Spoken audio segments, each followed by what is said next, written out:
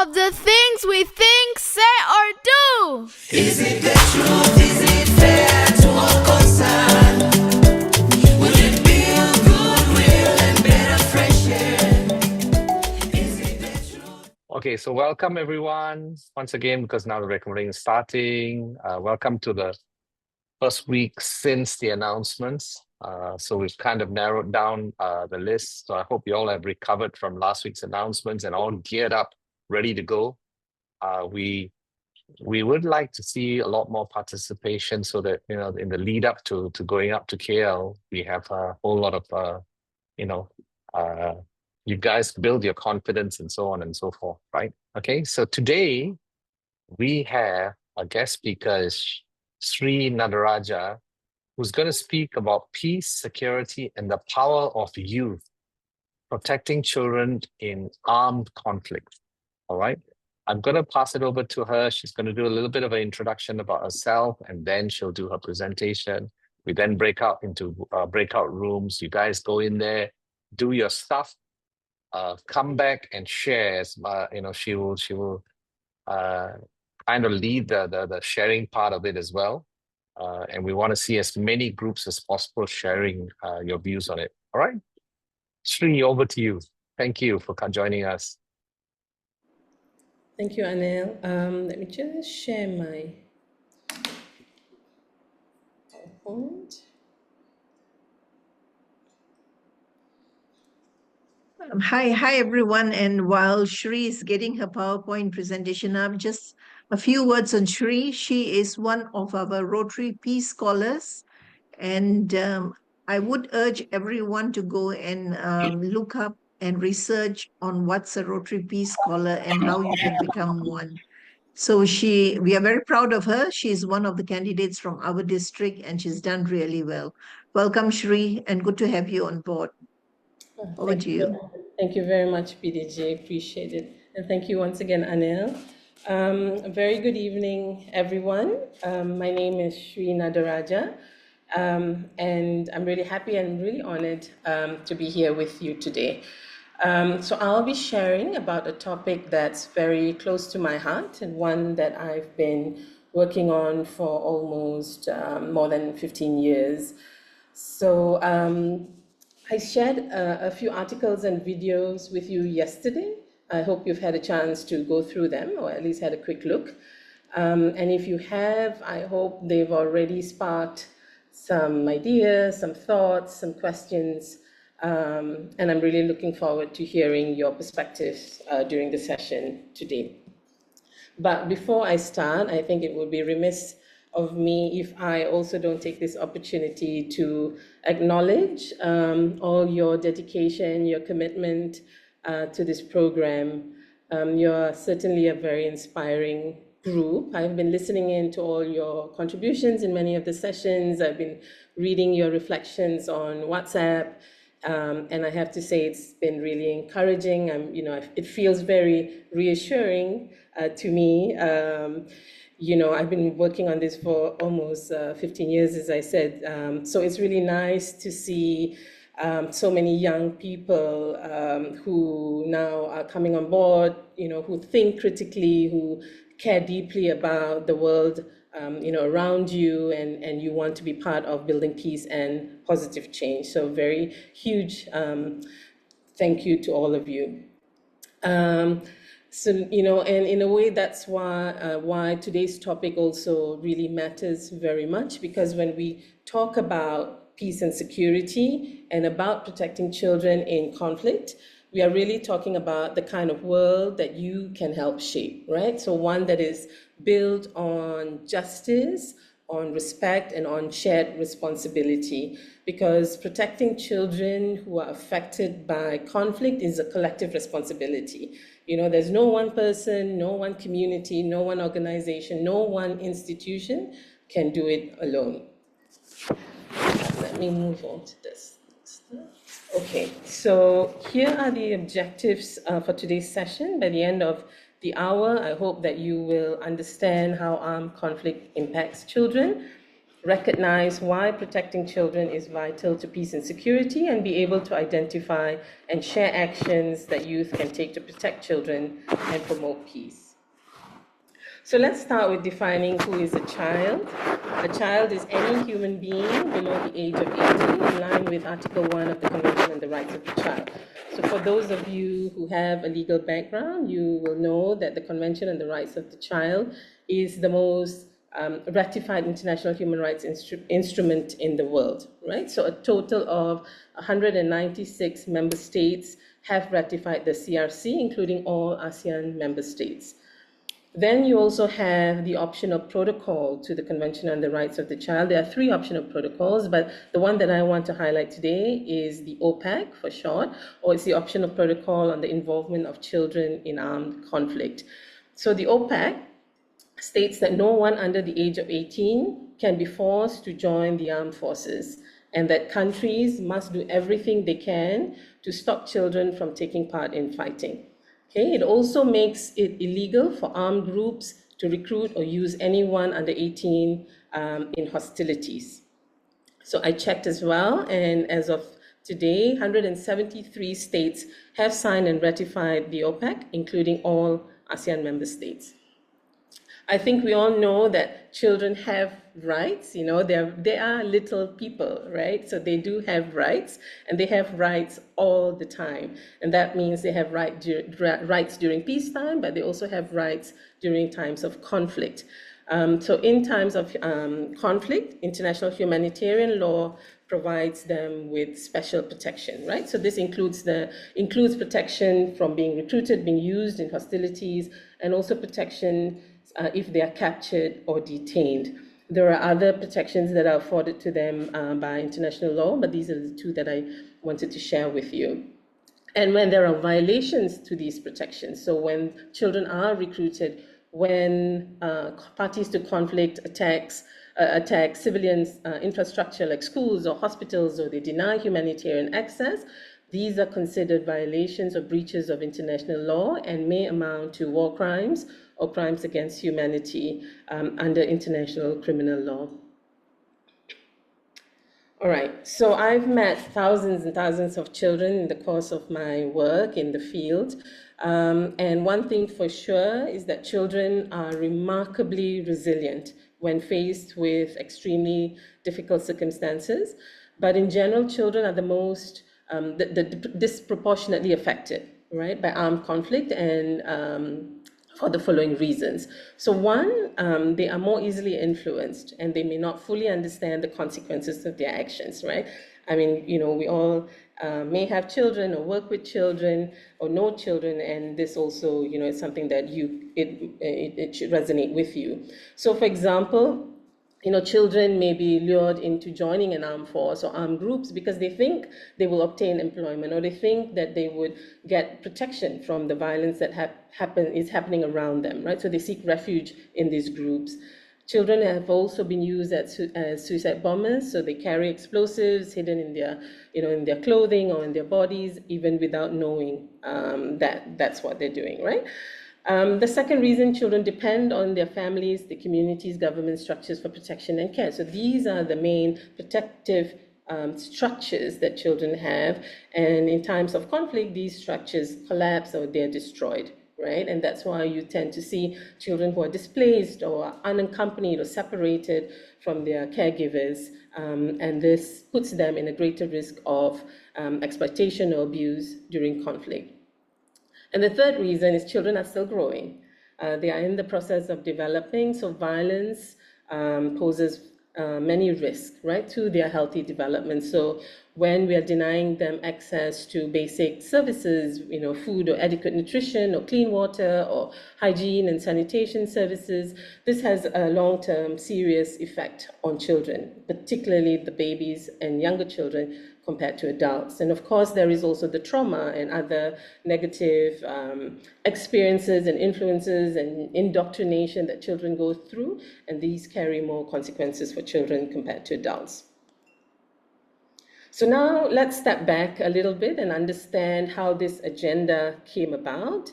In the 1990s, there were several major conflicts in the world. So we had the war in the Balkans, Serbia, Bosnia-Herzegovina, the conflicts in Liberia, in Sierra Leone, in Somalia, as well as the Rwandan genocide. I don't know if many of you were born yet at that time, but in any case, these conflicts highlighted the severe impact of war on children. So responding to this, the UN General Assembly created the Children in Armed Conflict Mandate in 1997 to strengthen the protection of children in conflict. Then 2 years later, the UN Security Council went a step further, right? So it recognized that protecting children in conflict was not just a humanitarian issue, okay, but it's a threat to international peace and security. So it placed this issue on its formal agenda. And when it does that, it then tasks the UN to do certain things, okay? So in this case, they task the UN, they ask the UN, okay, now, you have to monitor and you report on these violations against children. You need to identify the most grave violations, the most egregious violations with severe consequences on children. And then you need to name and shame the parties to conflict who are committing these violations. And finally, please engage in dialogue with these parties to conflict because, the aim is to prevent these violations from taking place in the first instance and then to end them and respond to them, right? So then, every year the council comes together, they deliberate on this issue, they adopt a new resolution, and each successive resolution builds upon the previous ones, and then we address and introduce measures to respond to the complex issues that children are facing, right? So every time there are new emerging concerns that children are facing.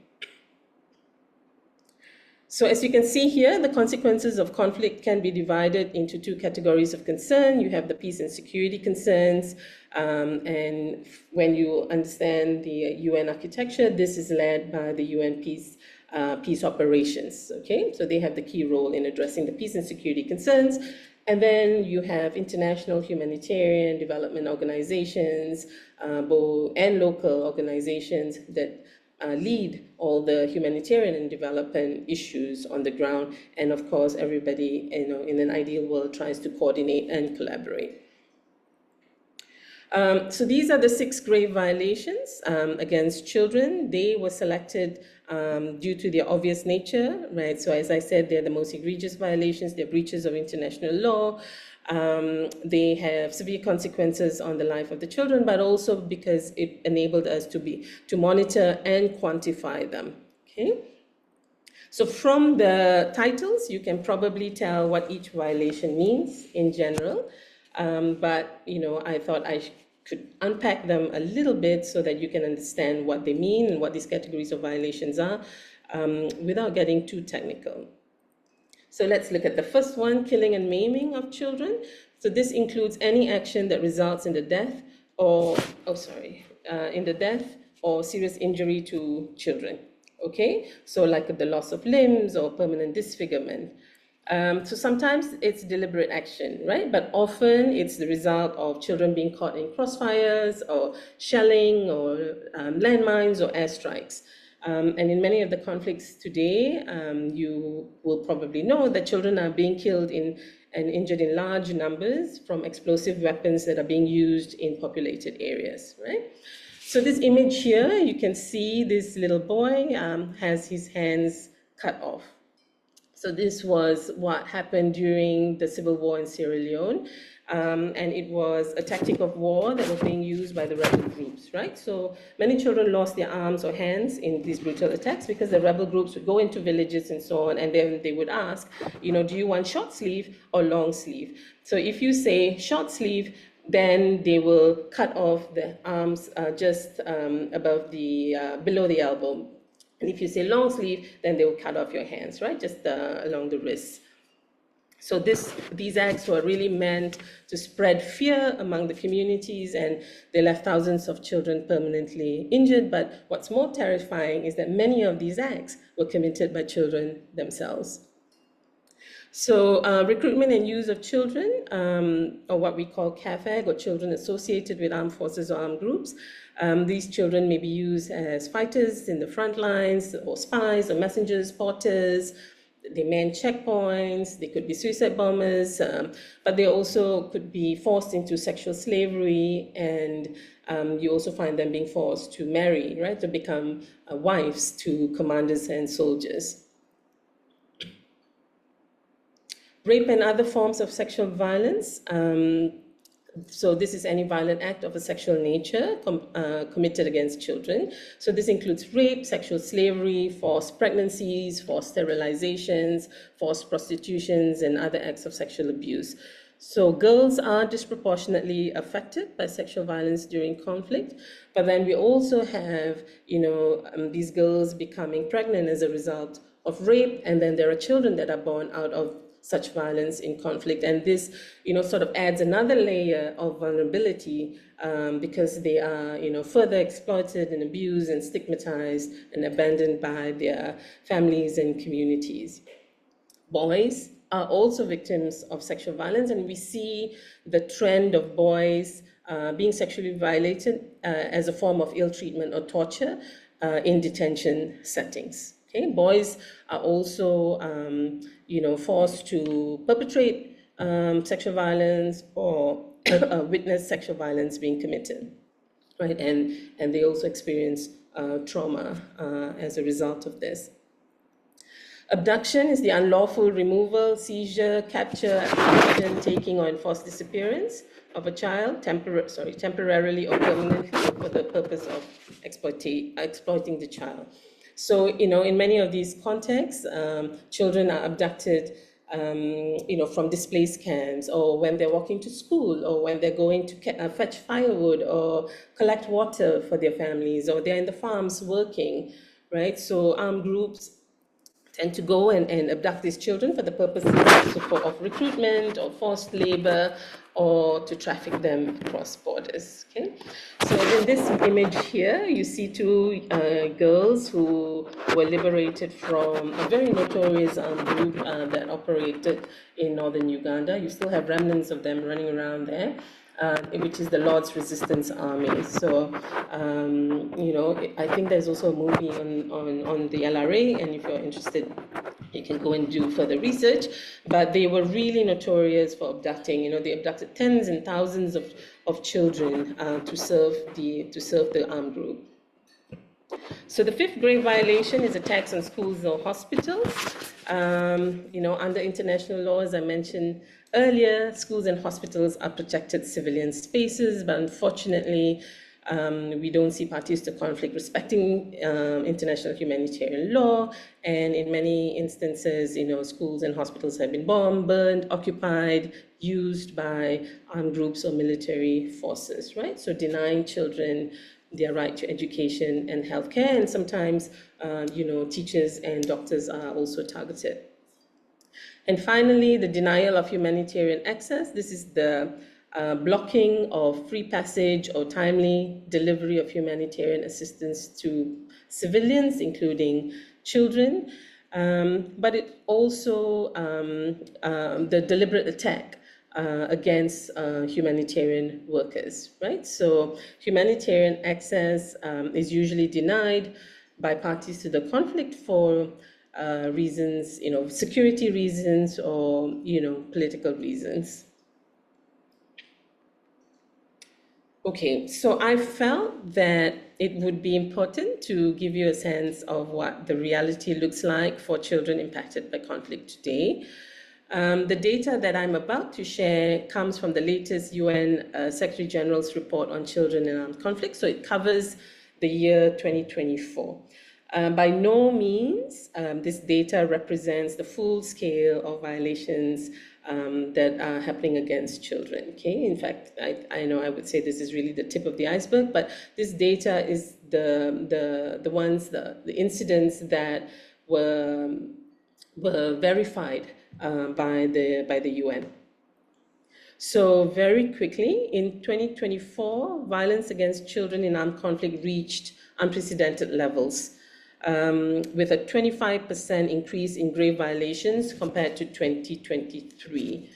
And I'm afraid, I think the data for 2025 is not looking very good, and I think we're going to see larger numbers.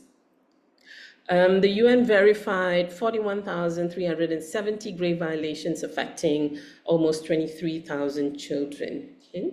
Non-state armed groups were responsible for almost half of all the violations, but government forces were the main perpetrators when it came to killing and maiming, attacks on schools and hospitals, and the denial of humanitarian access. You can see here the violations that were verified in the greatest numbers, so I won't go through them. You also see that sexual violence rose sharply by 35%, so that's a huge increase, including a worrying rise in gang rape. Finally, denial of humanitarian access reached an alarming scale, with more humanitarian workers, including UN staff, killed in 2024 than in previous years. So we've lost a lot of colleagues in these last 2 years. But as I mentioned earlier, one of the most devastating trends in the recent conflicts has been the use of explosive weapons in populated areas. And you know, this practice causes catastrophic harm to children because of their smaller bodies, right? Because they're still developing physically, physiologically, and there's also, limited access to pediatric care. And, explosive injuries often require very specialized treatment that is rarely available in conflict zones. So this map shows the situations of armed conflict that are being monitored by the UN for grave violations against children. So as you can see on this map, no continent, no region is spared, right? So you have in the Americas, you have South America, Colombia, you have Ukraine. In Europe, you have many situations in the African continent, the Middle East, and then closer to home within our ASEAN neighborhood, parties to conflict in Myanmar and in the Philippines are listed for committing grave violations against children. Okay, so now we come to you in terms of what you can do to protect children in conflict. The two articles that I had shared with you show how young people can become peace builders, right? So you not just observers in regions that are affected by long-standing conflicts, right? So in both the examples, youth themselves are leading peace efforts to better protect children. I have worked with lots of youth as well in the course of my work with the UN, and one thing that brings us a lot of joy in working with young people is that you bring a lot of fresh ideas to the table. You bring creativity, you are savvy, you digital know-how, you're agile, you are quick to mobilize, and you're very skilled at using creative arts and social media to challenge violence, right, and to promote peace. So, there's so much that youth are already doing around the world, and I think you can also find many of these inspiring initiatives online if you're interested. But there's much more to do. And we all have to come together to better elevate the voices of children, the voices of young people, so to ensure that their voices are heard, that they are protected, and that their voices are part of all peace-building efforts, right? So this is the example of the CPMC in the Bangsamoro region in Philippines. And this is the Senang project in southern Thailand. They also run a similar one in the Philippines. I think we're good with time. Yes, we're good in time. We're now going to do the breakout activity. So in your groups, I would like you to pick one of these situations. Okay, so they're all child protection concerns that affect our region. So refugee and displaced children, children who are unable to attend school due to armed violence, children recruited or used by armed groups or criminal networks, including through online networks or trafficking, and children and youth who are recovering from the impacts of conflict and disasters combined. Okay, so feel free to choose any one of the situations. And I would like you to identify two main risks or challenges these children face in each of the situations, and list two specific actions that you can take to help protect or support them. Okay, I think this is self-explanatory unless you have any questions. Otherwise, I think we're ready for the breakout session. Thank you. Thank you. PDG Joanne. Thank you so much, Sri. It's really, really quite interesting. For all of you who are taking part, participating, if you go into the chat, I've copied down starting from the Peace Fellowship and Scholarship, and also quite a number of the matters that Sri had highlighted: UN Convention on the Right of the Child, the UN Office of Special Representatives report, and all of those things. So take a look at it. And I've just copied this screen as well over to Joanne and team, PDG Joanne and team, for moving them into the groups. Well, thank you. Okay, just a few minutes because I'm renaming one of the endorsing club. Okay, endorsing club, you're supposed to put your country code followed by C. So Chris, I'm renaming you BN.C instead of BN. And then we'll open the rooms now. You have 15 minutes. Thank you.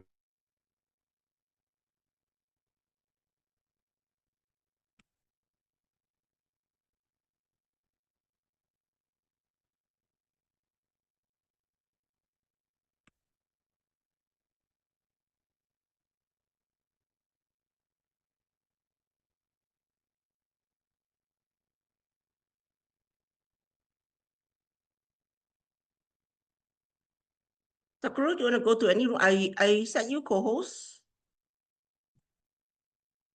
You can move.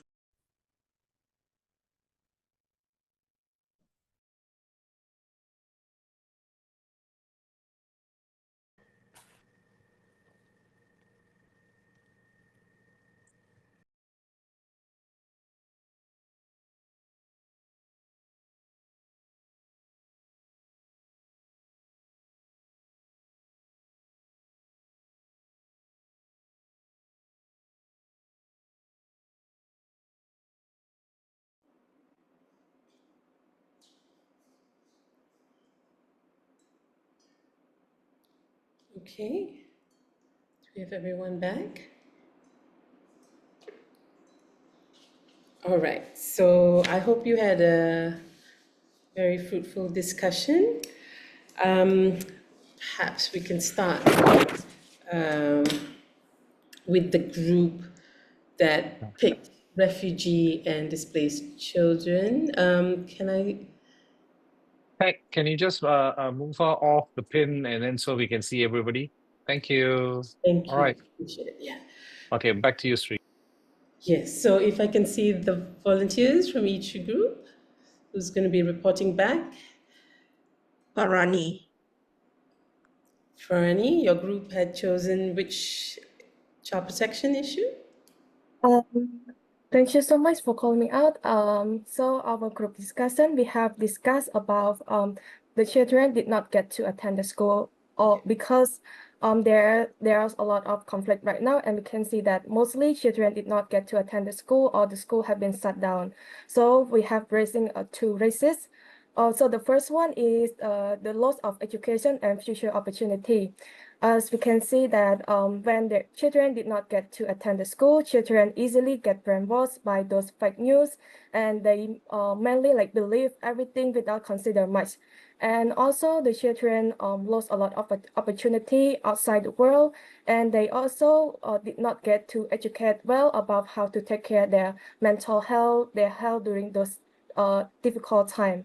And the second one is about emotional trauma and insecurity. Because of that, they're living in fear, causing stress and sadness as they have lost their family. They left all alone, and they're afraid to going out. So, as a young people, we could help them by raise school supplies for them or raise awareness through social media. As we know that now it is a digital platform, so we could promote more about the situation or the solution for them. And beside that, we could also volunteer, like engaging with the NGO, having them or having to those children who needing our help. So that is all our group discussion. Thank you. Thank you very much. That was really great inputs from your group. Yes, so let's move on to the second group. Perhaps I see Lechmanan. Go ahead, please. Okay, thank you. Good evening, everyone. Our team members discuss on the topic of refugee and displaced children.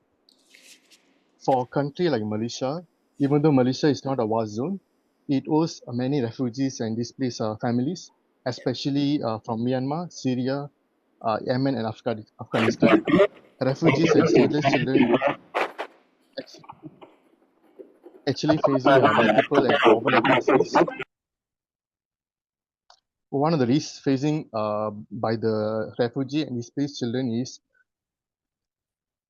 they because of the lack of education, refugee children cannot attend public school because they are not legally recognized citizen, because they are not holding any valid document. Like in Malaysia, we have an IC identity card, but they're actually not holding any valid documents, so they actually cannot go to public school.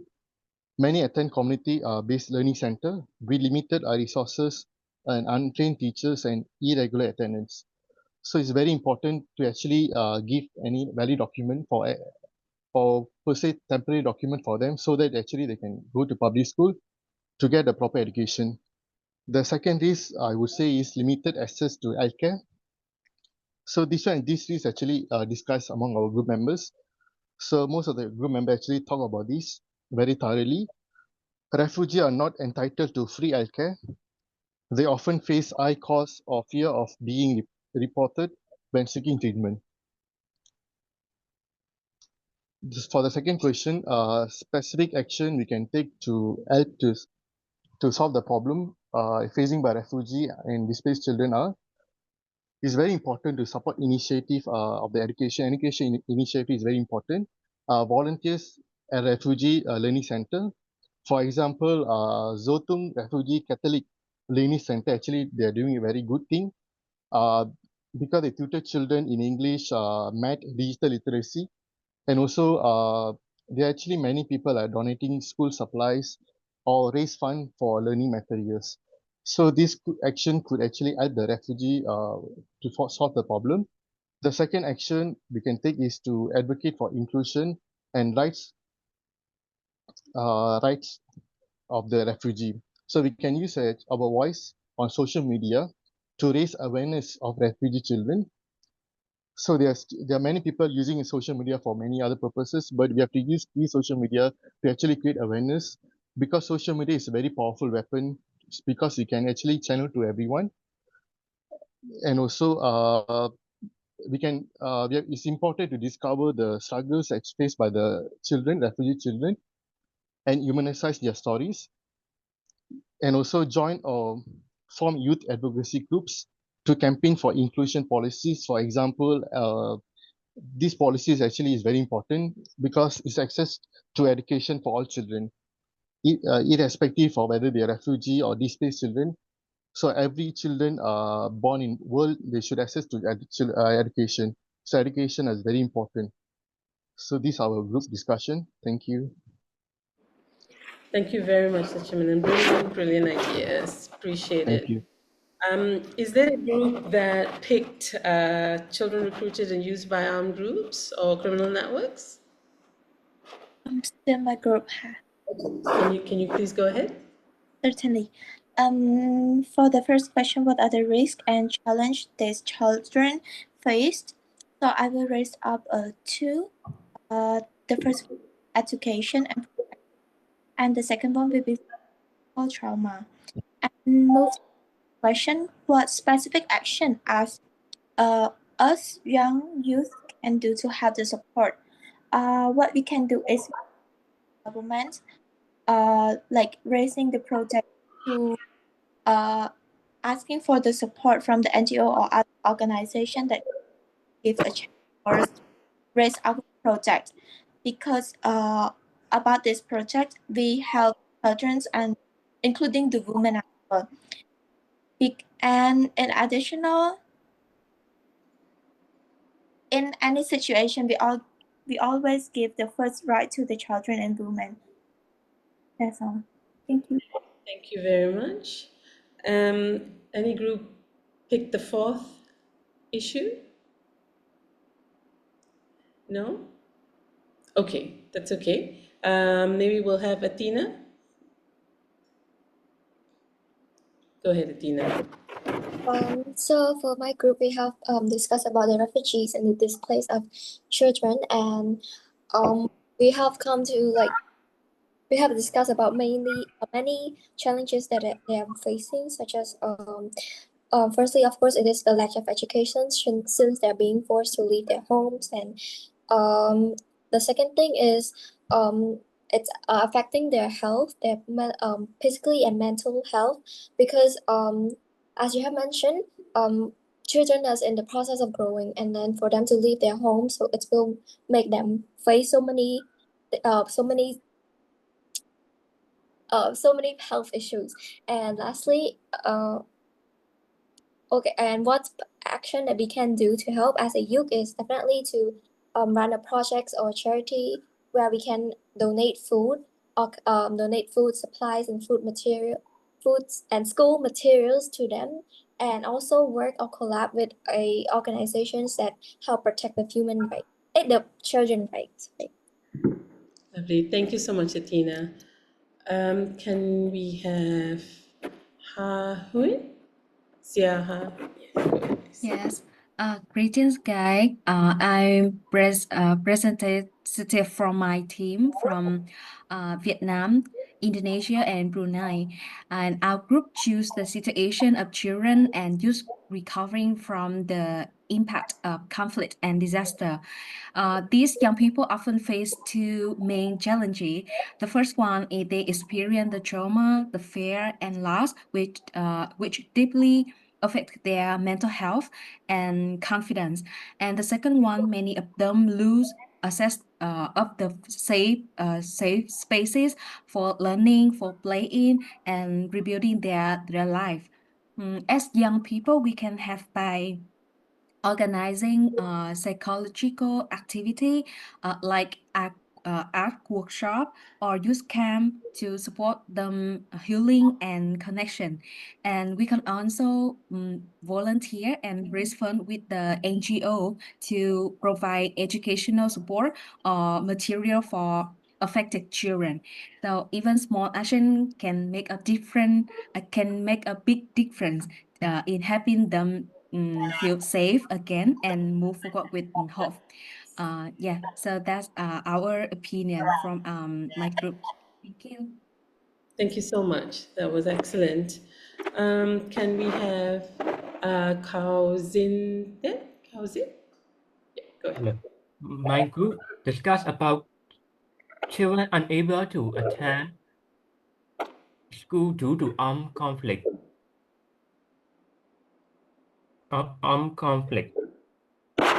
The main reason for why children can attend school because of our group discussed about it because about area bombardment and clashes between armed militia or armed army. As those happen in rural area, children oh, schools are often destroyed and as destroyed when those things happen. When armed conflict, most children often take shelter in their school. When army came into school, they often take children as child labor or child soldiers. This can cause psychological and long-term effect on children's life and lives, as children could develop PTSD and other mental trauma from area bombardment and conflicts. Our group, this, our group suggested that as young people, our group suggested that we could provide alternative online studying and community teaching to conflict affected areas instead so children to reduce the need for children to go to school.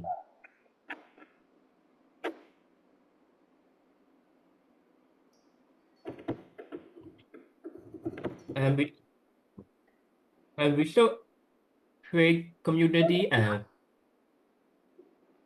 our group discussed that we should create community or network support group that help children in armed conflict that are affected due to conflict, like providing training for teacher to go, providing teacher or providing necessary technology and material for children that are affected in the area.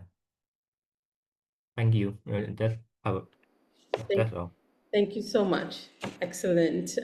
We have two more hands, and I think we have 4 more minutes, if I'm not mistaken. So perhaps a minute each, and then we can wrap up. Please, Heng Suhot. So thank you everyone for this opportunity. So I'm gonna go very quick. So my group, we have Brunei, Cambodian, and also Singaporean.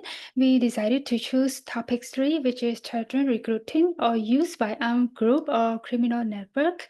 As we can see that social media has become a very powerful tool for spreading ideas and manipulating children. And recruiters use video games and online chat to influence young mind and also spread the violence or hate. So at first, we would like to discuss about how can we help solve this problem using the international law and also the accountability first. First is about international law. It is about the conventions on the right of the child, require governments to protect children from exploitations and harmful contents. And who is accountable for that? We have such a governments, individuals, and also social media's company that they must remove harmful contents and keep the children safe online. And we also discussed about the case study that happenings in Malaysia and Singapore. In Malaysia, there is a case studies we call Selangor case that they show how youth can be influenced by online violence and poor guidance.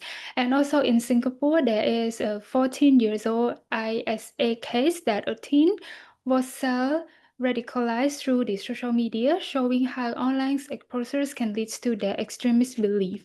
And we concluded to our solutions. We have the first is parent-child engagement. We're seeking for the parent that should talk openly to their child about what they have seen online and also encourage them to have the safe internet use, and also the age verification tool that social media platform must strengthen the age to check whether it is under age for the user safety. And also as the youth, we should promote peace and positive online behavior through campaign, through program, and also peer support. That's all from our group. Thank you, everyone. Thank you very much. That was such a comprehensive input. Appreciate that very much. And last but not least, for Sita. Yeah, thank you. So hello everyone. I'm Sita and will be your reporter today. So in the group we have things like a good discussions, and we also cover for like all 4 situations for like more holistic discussions about the one topics that we're focusing is on like children's recruit or used by the armed groups or criminal networks. So we had choose like two main risks and challenge. First of all is to survive the physical and emotional harm, including the exposures to the violence and trauma here. And the second one is the stigma and exclusive after the release and reintegrations into the communities. And for our specific actions to the youth that can take, we had 3 points. First is to raise the awareness online in the schools, like about the recruitment happened, like including like online traffickings. And the second one is like support the reintegrations program by like organize the mentorships like skills like trainings and also the communities acceptance activities. And the third one is like strengthens the education as the shells against the recruitments, like provide the self-learning environments, partner with the school NGOs and just countries to like advocate the safe schools declarations, ensuring schools are protected from the attacks on military use. Thank you.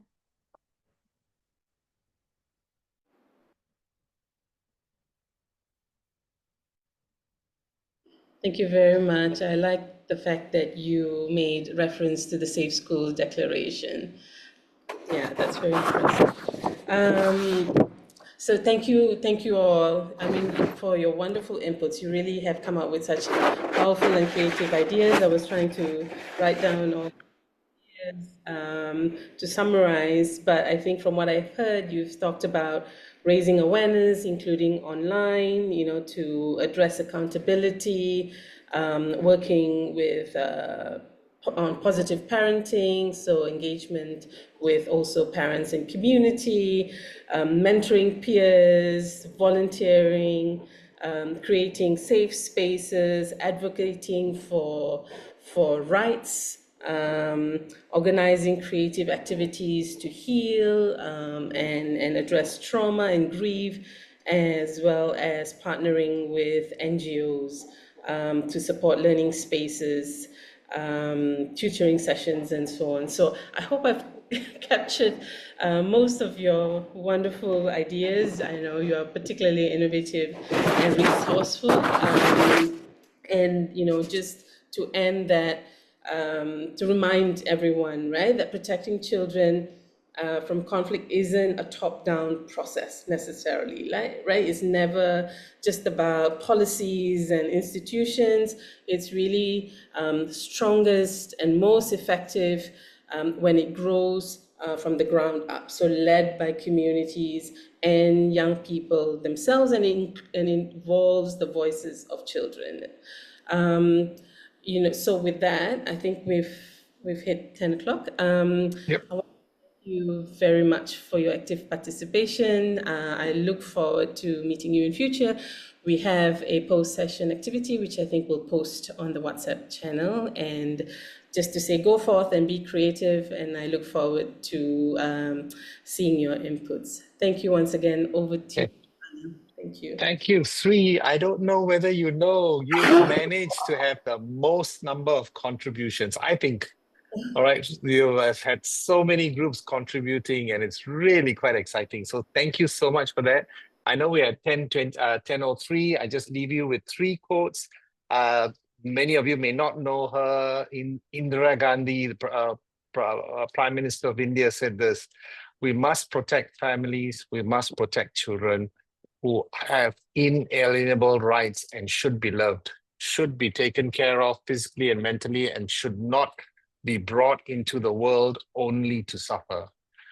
Nelson Mandela said, "The true character of a society is revealed in how it treats its children." And for the youngsters here, I hope you know Dakota Fanning, part of Save the Children. She was a Save the Children ambassador. I assume that is part of UN. And she said, no matter where they're born across our country, children deserve to get the best possible start to life. All right?